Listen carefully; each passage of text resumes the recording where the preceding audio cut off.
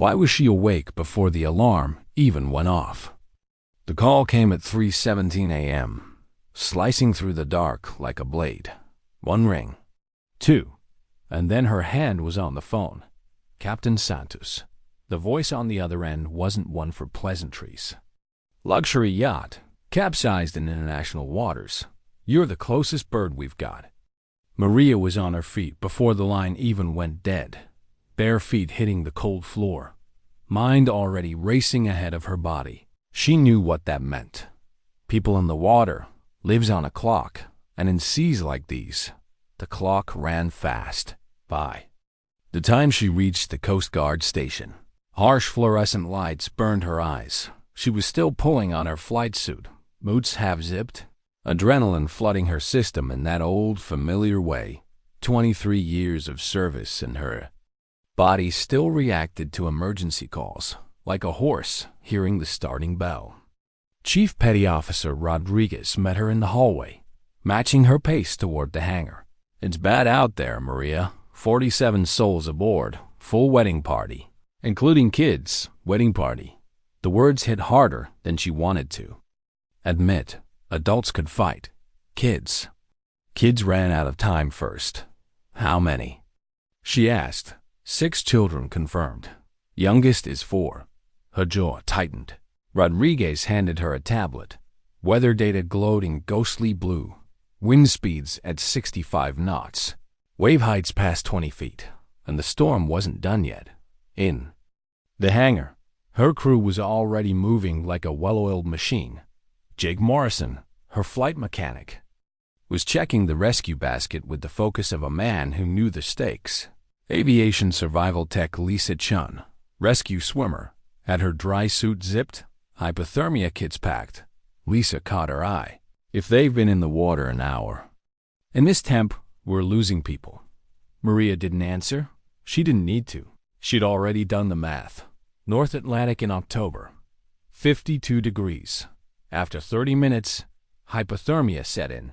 After 2 hours, survival rates fell. Off a cliff, she slid into the pilot's seat.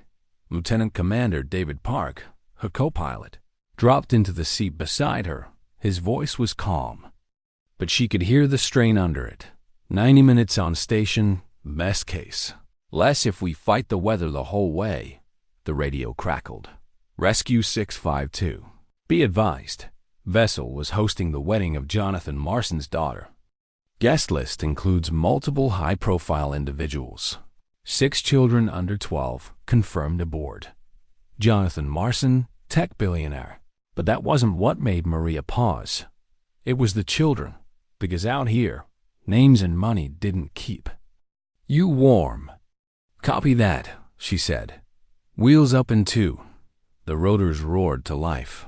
Wind howling through the hangar doors like something alive. Ground crew fought to hold their footing as she lifted the Jayhawk into the black. I've never seen it. This bad for a water rescue.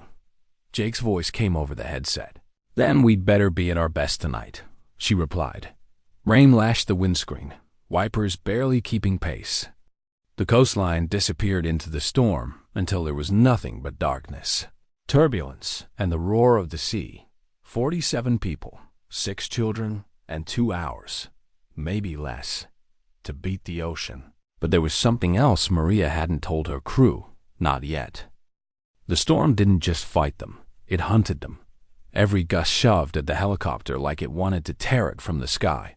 Maria's hands gripped the controls tight, muscles locked against the constant shudder of wind shear. Below, the ocean was just a black, seething void. Then, through the rain and spray, the first flickers appeared, strobes from life rafts, barely visible between 20-foot walls of water. She dropped to 60 feet above the waves, low enough to see faces when the lightning lit the sea, high enough to keep from being swallowed whole. What the lightning revealed looked nothing like a rescue scene. It looked like a battlefield. The Serendipity lay on her side, elegant white hull twisted into jagged ruin. Life rafts bobbed like fragile toys between mountains of water. Some were overturned, people clinging to the undersides for dear life. Debris littered the surface, shattered glass, splintered furniture, champagne bottles still sealed, and a wedding cake drifting in pieces, its frosting dissolving into the Atlantic. David's voice broke over the headset. Jesus, it's like a war zone down there. Eyes on survivors, Maria replied, forcing herself to focus.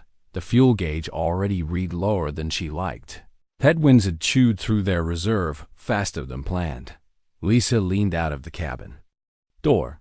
Scanning. I count 12 in the water without rafts. 2 overturned. People trapped underneath. A weak voice crackled over the radio. Coast Guard helicopter. We have injured children in the water. Then static swallowed the rest. That was all Maria needed to hear. Jake. Get the basket ready, Lisa. Be ready to go in. The first haul was a man in a tuxedo, bow tie still perfect, eyes wild with shock. As they winched him up, he shouted about his wife, pointing frantically toward a raft, half-submerged 50 yards away. Arms flailed under the canopy. People trapped in an air pocket, drowning inch by inch. Lisa, you're going in, Maria ordered, without hesitation. Lisa clipped on, dropped into the chaos, and swam for the overturned raft. Lightning flashed again, and that's when Maria saw it, a tiny yellow life jacket. Alone, drifting. It was too small for any adult, and it was empty. She pointed. David, do you see that? Oh, God, he whispered. Where's the kid? Maria didn't answer. She already knew the possibilities, and none of them were good. Somewhere out there, a child was either gone or running out of time fast. The next minutes blurred into a storm-soaked sprint against death. Survivors came up one after another, shivering, half-conscious, sometimes screaming names no one else answered to. Each face Maria pulled from the sea was a victory. But the yellow life jacket kept drifting in the corner of her mind like an accusation. Lisa surfaced beside the flipped raft, gasping against the waves. With a final heave, she righted it, dragging 3 soaked passengers out from under the canopy. An elderly woman, skin waxy with cold, a man with a deep gash along his scalp, and a teenage boy who came up thrashing, shouting, "She was right here." His voice was raw with panic. "Emma, she was right here." Maria's stomach dropped. The empty life jacket had a name now. The boy's eyes were wide, desperate. She's 4 years old. She had that jacket. His words were cut short as Jake pulled him into the cabin. Maria was already on the radio. "Lisa, expand your search pattern.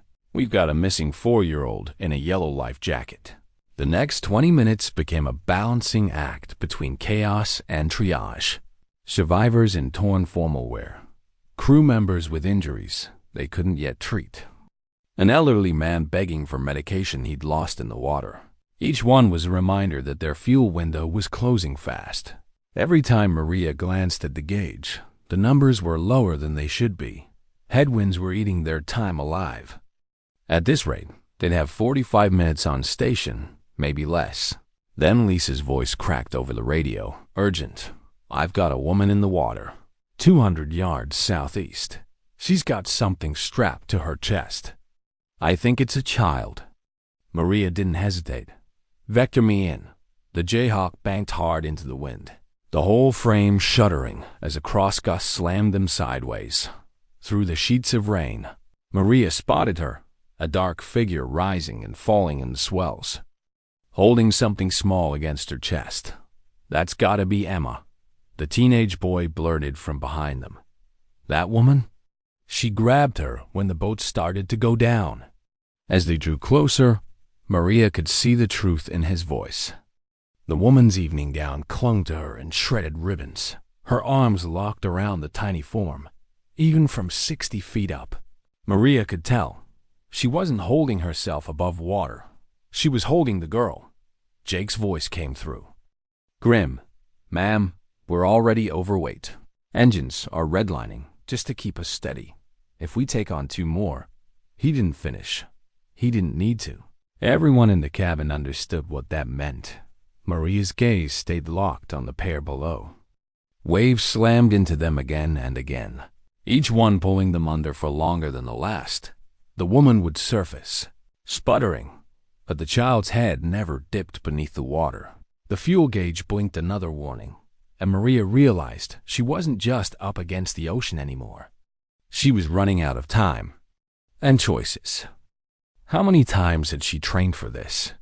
The scenario was always cold, clinical, in a simulator or classroom. Too much weight, not enough fuel. Make the choice that saves the most lives. But the simulator never gave the woman in the water a face or a child clinging to her chest. The helicopter groaned under its own burden. 18 souls inside, shivering under foil blankets, some silent, some praying. Rain hammered the fuselage so hard, it felt like the storm was trying to rip them apart. Jake's voice cut in, steady but tight. We're past the red line on both engines. Transmission temps climbing. Any more weight, and we're not coming. Back. Maria didn't answer. Her eyes stayed on the pair in the water, the small, motionless form strapped to the woman's chest. She could see it clearly now. The girl's head cradled under the woman's chin, as if by instinct, every movement the woman made was to protect her, even as she fought the sea for herself. David glanced at the gauge again. Maria, we've got maybe 3 minutes before point of no return on fuel. We missed that window.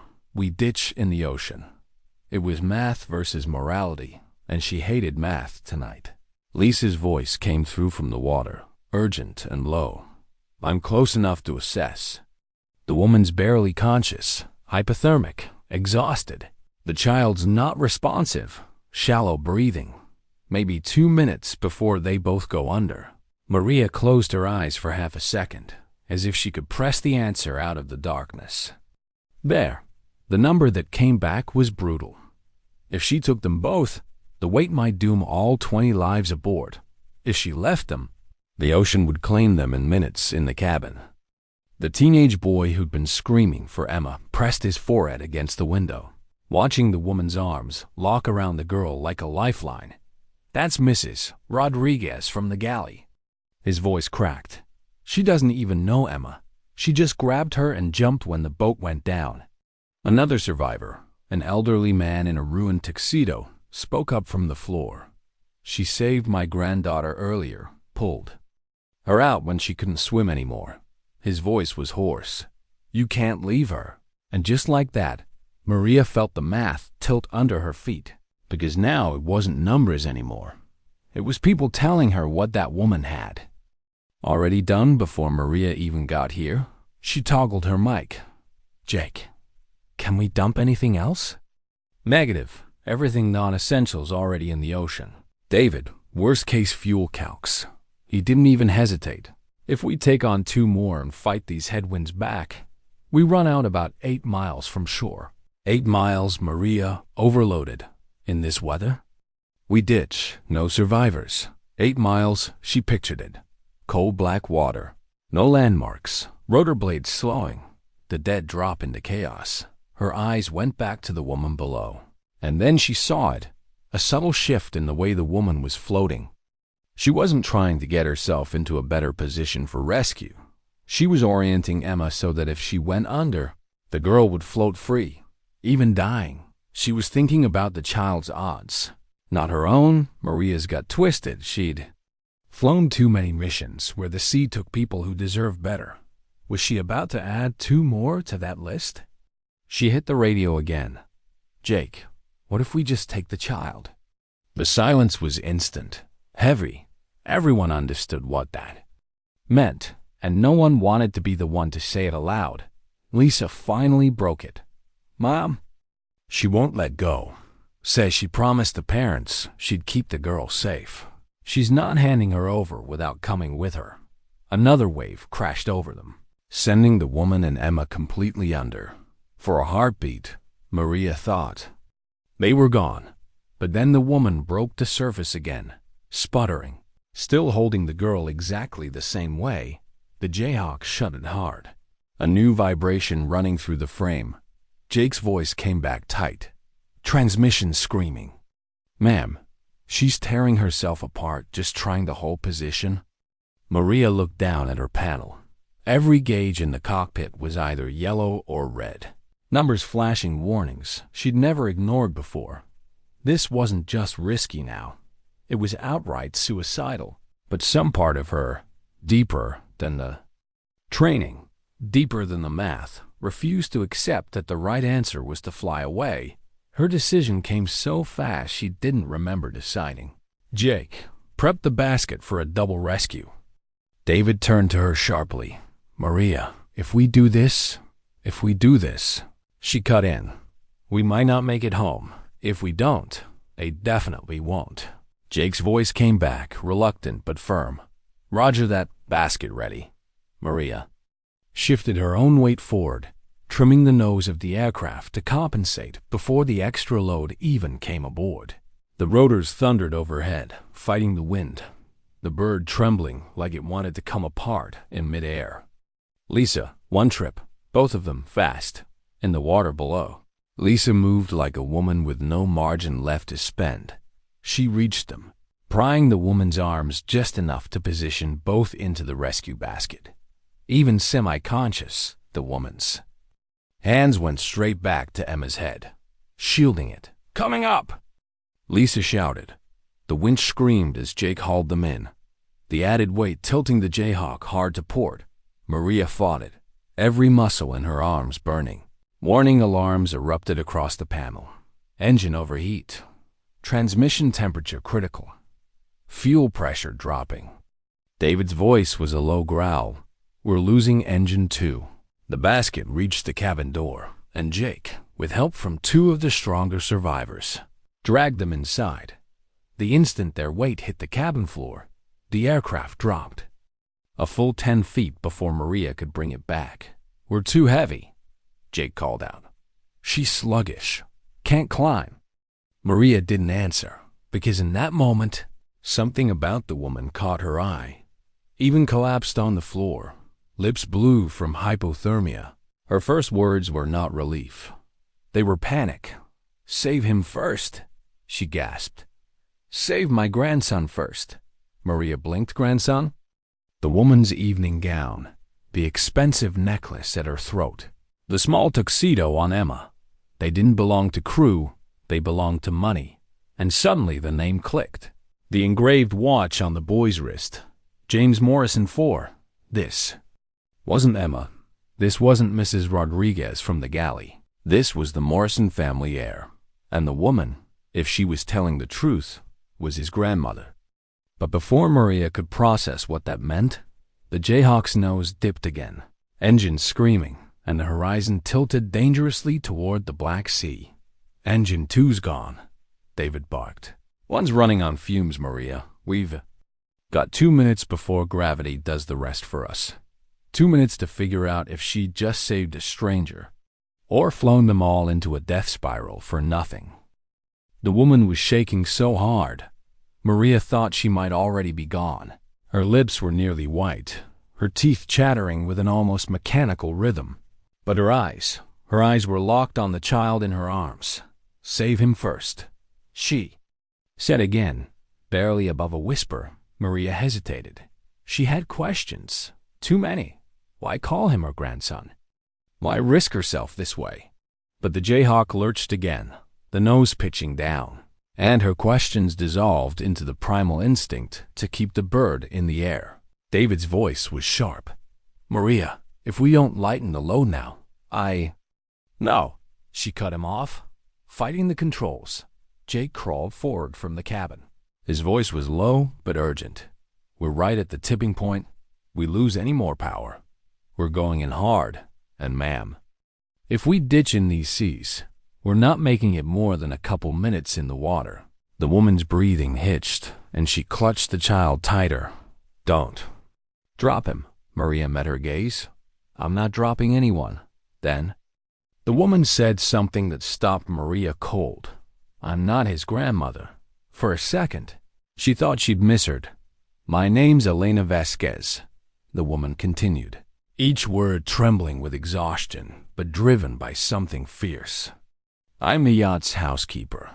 James's parents, They didn't make it to the rafts. His mother pushed him through a porthole and told me, her voice caught, told me to take him, told me to promise. Promise. The word carried weight in a way no protocol could measure. Maria's hands tightened on the cyclic. The pieces began snapping together in her mind. The expensive dress? Borrowed to blend in with guests while serving. The jewelry? Probably from the Morrison family stores. Given to her in the chaos. The way she'd been holding the boy, not out of familial instinct, but because she'd sworn to a dying mother. David glanced back from the co-pilot's seat, hearing every word over the headset. Maria? She's undocumented. Maria's chest ached in another world.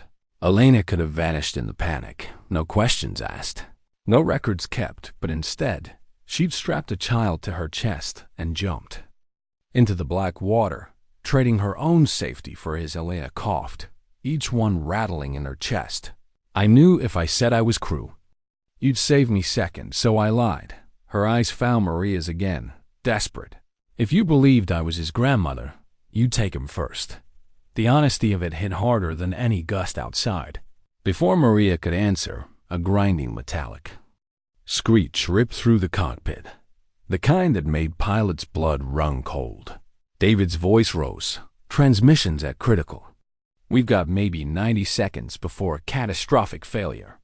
Outside, the storm howled with renewed fury. Gusts slammed into the Jayhawk's side, shoving them toward the ocean surface. Maria's mind split in two. One side was pure instinct. Manage pitch, watch torque, keep them level. The other was cataloging every soul in the cabin. Every decision that had led to this moment. The equation had never been this messy. 8 miles to shore, one engine failing, a cabin full of hypothermic survivors, and a woman who had redefined what courage looked like. Elena, Maria said, eyes flicking between the gauges and the horizon. We're not going to make it to a hospital. The woman didn't flinch. Then you save James first, when we go down. Get him out, leave me. No, Maria said, the word coming from a place in her she didn't even recognize. Yes, Elena countered, her voice sharpening. I'm nobody. I clean cabins. I make beds for rich people who don't even see me. But that boy, he's someone's whole world. From the back, the teenage boy spoke up, voice hoarse from cold. She's not nobody. She saved more people than anyone tonight. When everyone else was thinking about themselves, she was in the water helping strangers. Maria felt the helicopter shudder under her like a living thing in pain. The altimeter ticked down, slowly but unmistakably. Jake's voice came again. Grim, ma'am, we're heavy. She's not climbing. And we're already bleeding altitude. Maria's mind worked fast. If they ditched now, maybe the Coast Guard cutter could reach them in time. But in these seas, there were no guarantees. And the truth was, no one in this cabin was ready for another fight with the ocean. Elena, Maria said, we all get out together. The woman smiled faintly, but it was the smile of someone who had already made peace with another outcome. She shifted James in her arms, wrapping her body tighter around him. The Jayhawk dropped another 20 feet. Spray hit the cockpit glass so hard it blurred the instruments. David, Maria said, give me everything that engine's got. Maria, everything now. He shoved the throttles forward. The surviving engine roared in protest, the temperature needle edging toward the red line's far edge. The smell of hot metal filled the cockpit. The horizon steadied, barely, but Maria could see it in the numbers. They weren't going to hold altitude for long. Then, through the sheets of rain ahead, she caught sight of it. Lights, shoreline, the faint yellow glow of Martha's Vineyard, shimmering through the storm like a mirage, 8 miles too far.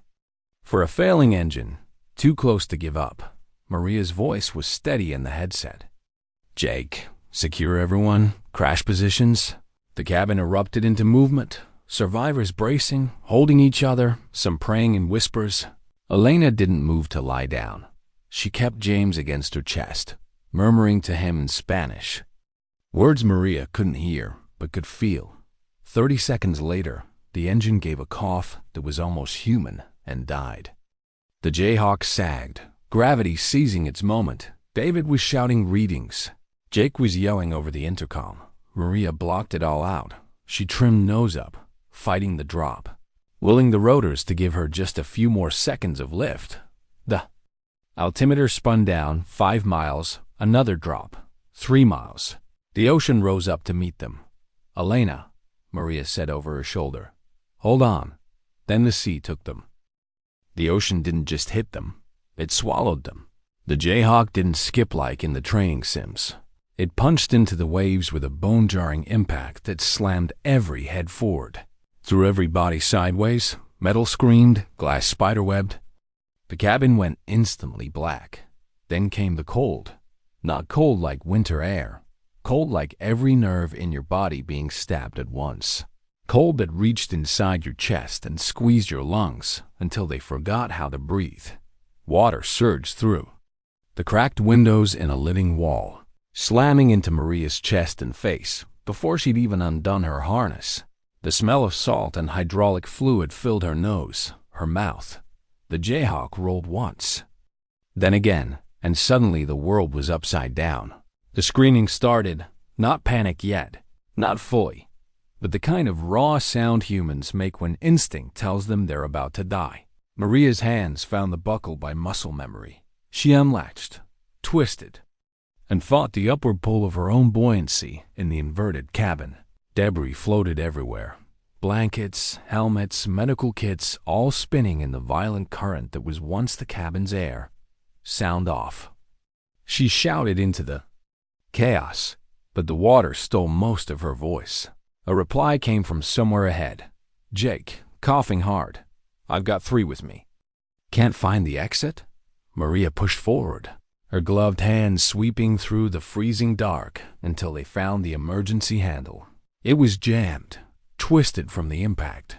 She braced both feet against the wall floor and hauled. Metal groaned, shifted. Then the seal broke, and seawater exploded inward with even more force. Survivors surged toward the gap, clawing for the promise of air above. Maria let them go.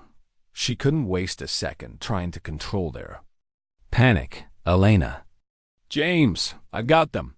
That was Lisa, somewhere deep in the flooded cabin. Her voice was strained, her words muffled. Maria swam toward her, kicking hard, lungs already burning. The cold was stealing her strength faster than she wanted to admit. Her leg caught them in a ghostly halo. Lisa pinned against a bulkhead by floating debris. Elena limp in her grip. James strapped to Elena's chest with one of Lisa's hands holding, his head above the waterline, inside the cabin shrinking. Pocket of air, Maria reached him in 2 strokes, grabbing James first. He was terrifyingly light in her arms. Lips pale, tiny chest rising shallowly, alive but fading. "Elena!" Maria shook her shoulder, but the woman's head just lolled. Her eyes fluttered, unfocused. "I promised," she whispered, barely audible through the water between them. "We're going now." Maria barked, shoving the words like an order. Into the collapsing space, Lisa freed herself from the debris, wrapped an arm around Elena, and kicked for the jagged rectangle of light where the exit door hung open. The moment they cleared the fuselage, the storm punched at them again. Waves. Heaving, spray-blinding. The Jayhawk was already sliding beneath the surface, its rotor mass disappearing like a shipwreck sinking in fast motion. Above them, nothing looked like safety, only black sky and white foam. Maria locked James against her shoulder with one arm and swam hard with the other. The boy made a weak, pitiful sound, somewhere between a cough and a cry, and it was the most beautiful noise Maria had ever heard. "Cutter." Lisa's voice, ragged but sharp. Maria turned. Through the sheets of rain and the chaos of waves, she saw it. The beam of a searchlight slicing through the storm. The Coast Guard cutter Vigilant, maybe a quarter-mile away. Prow cutting straight for them. "Go!" Maria shouted, though every kick in that freezing water felt like her legs were made of lead. Jake appeared on her other side, dragging 2 survivors. His face was set in the grim, mechanical focus of a man who would not let go until someone ripped the life from his hands. The Vigilant closed in, its deck looming above them like a fortress wall. Voices called down, lines splashed into the water. Maria shoved James upward first, hands gripping his life jacket until she was sure the crewman on deck had him. Elena next. She yelled. Lisa had both arms around the woman now, her own lips blue. She's non-responsive. Get her up. The cutter crew hauled Elena onto the deck, medics already moving in before her body had fully cleared the rail. Lisa followed, stumbling, shoving wet hair from her face.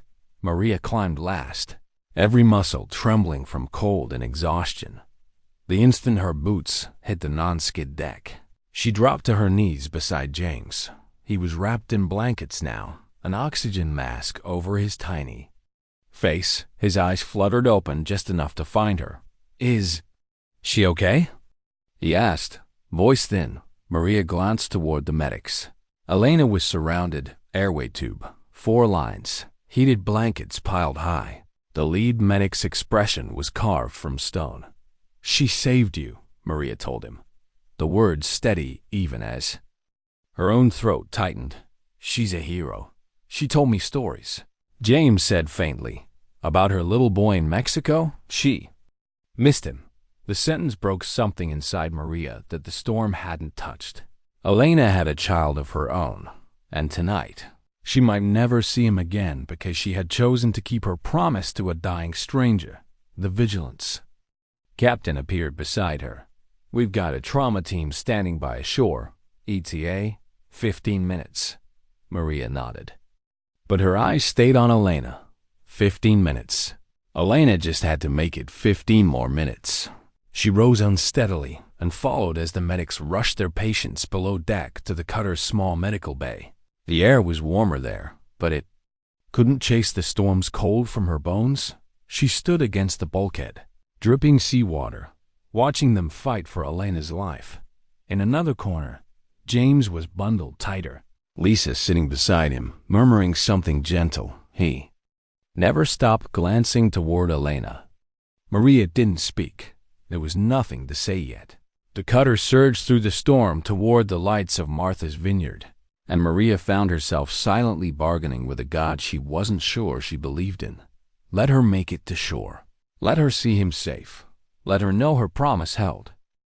The Vigilant made landfall at first light. The storm was breaking apart behind them, but the ocean had left its mark.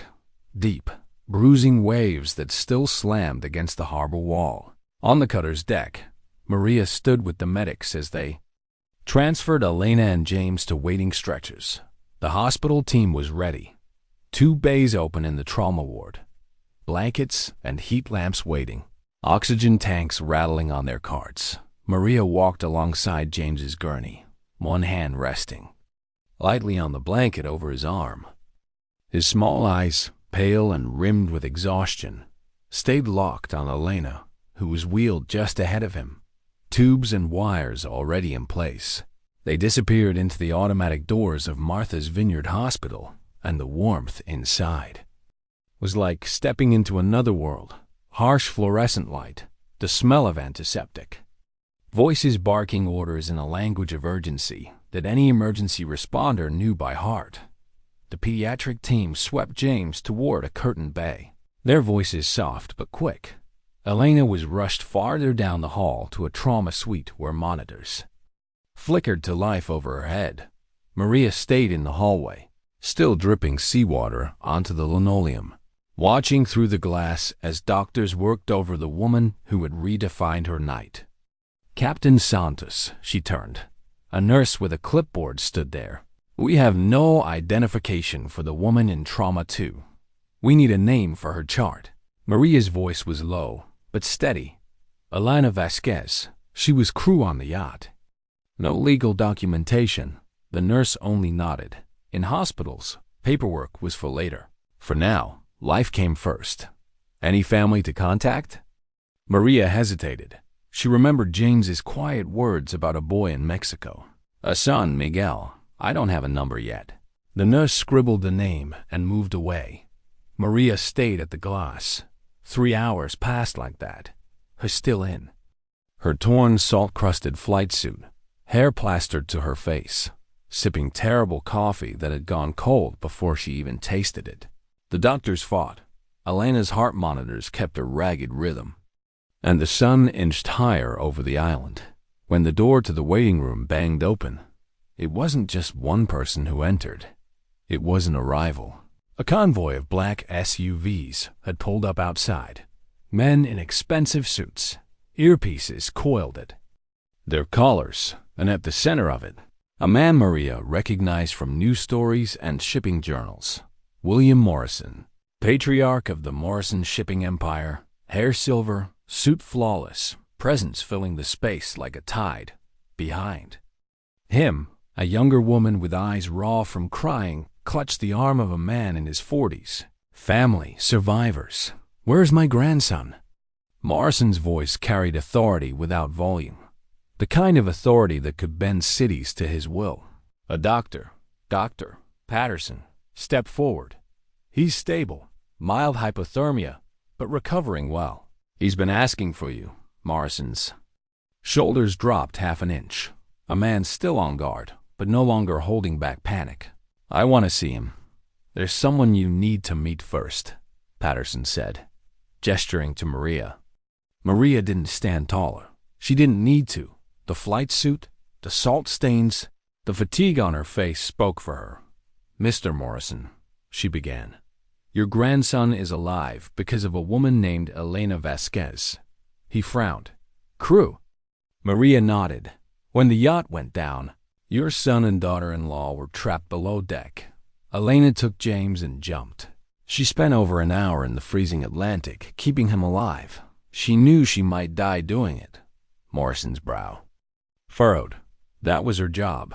The crew is... No, Maria said, sharper than she intended. Her job was to assist passengers to rafts. She could have gotten there herself. She didn't. She stayed with him until we pulled them both out. Even when we tried to take just the boy, she refused to let him go. The waiting room had gone. Quiet. Morrison looked past Maria, down the hallway toward the trauma suite. The younger woman, James's aunt, spoke for the first time. Her voice was thin, trembling. She saved him, Doctor. Patterson led them toward the ICU, through the glass. Elena looked impossibly small on the bed. Dark hair splayed on the pillow, skin still pale under the heat lamps. Her chest rose and fell in shallow, machine-aided breaths. Next door, in the pediatric unit, James was propped up in bed with a coloring book, an oxygen cannula under his nose. His eyes lit when he saw the group approach, but his smile faltered when he looked toward Elena's bed. Is Elena okay? He asked, his voice almost breaking. She told me stories in the water. She said she'd get me home.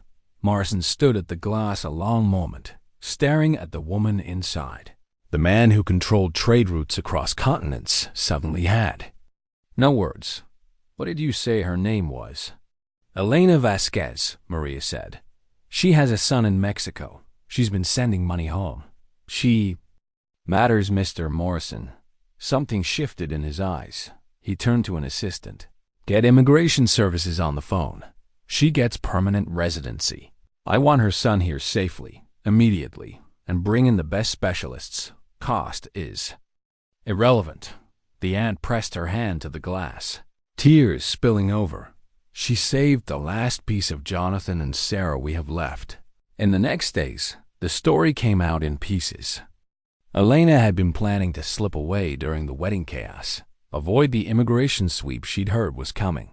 But when the yacht began to go down and Sarah Morrison screamed for someone to take her baby, Elena made her choice. She hadn't thought about borders or consequences. She'd only thought about the promise, and the promise had held. Dawn broke on the third day of Elena's stay in the ICU. The first sunlight since the storm filtered through the blinds, turning the white sheets and the monitor cables into a quiet, golden tableau.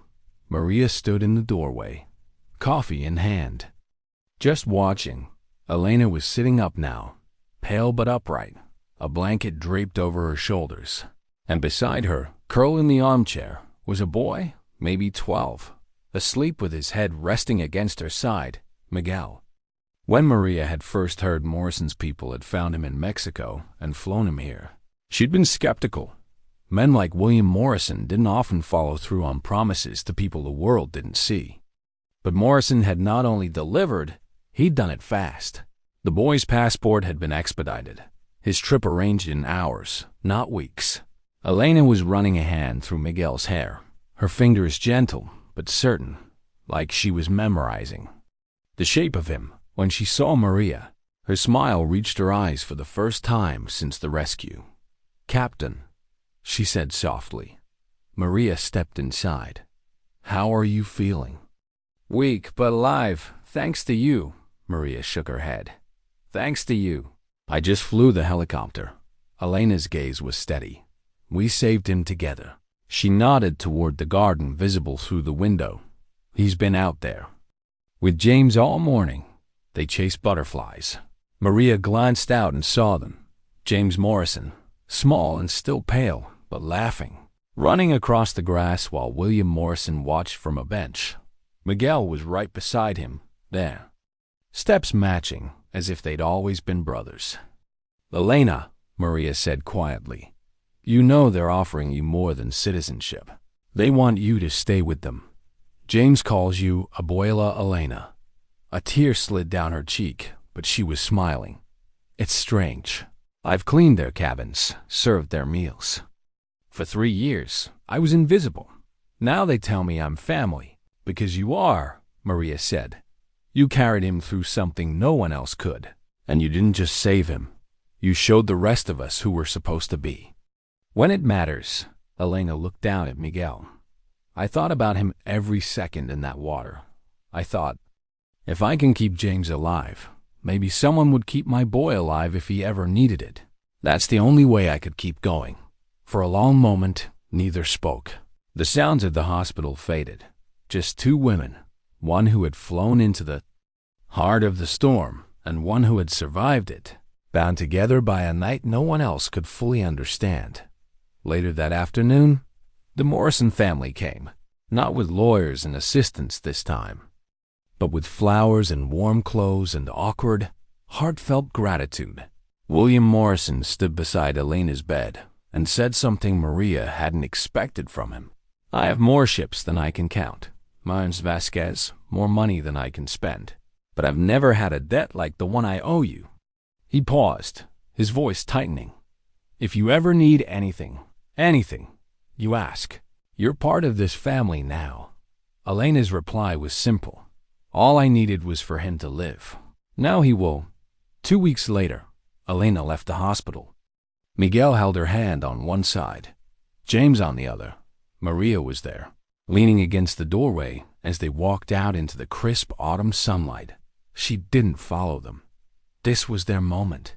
She watched until they were gone from sight, the three of them disappearing into the crowd outside.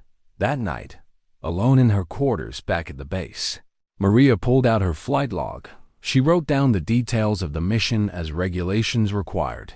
Time of call, weather conditions, number of survivors, but under remarks, she hesitated. Then she wrote, "Last one off the helicopter carried more than a child." She sat back, staring at the words. They didn't cover it. Not really. Not the cold. Not the chaos. Not the impossible decisions. But maybe, she thought, they covered the part that mattered most. Because sometimes the person you expect to matter least, the one the world overlooks, the one whose name isn't on any guest list, turns out to be the one who carries everything. Not just a boy, not just a promise, hope. And Maria knew that long after the wreck of the Serendipity faded from the news, long after the Morrison name sailed on new ships, there would be a boy who grew up knowing the reason he was alive was because an invisible woman refused to be invisible when it mattered. Sometimes dignity doesn't speak. It simply acts. This ending gives the voiceover a clean, poetic resonance while tying back every emotional loop from the earlier parts.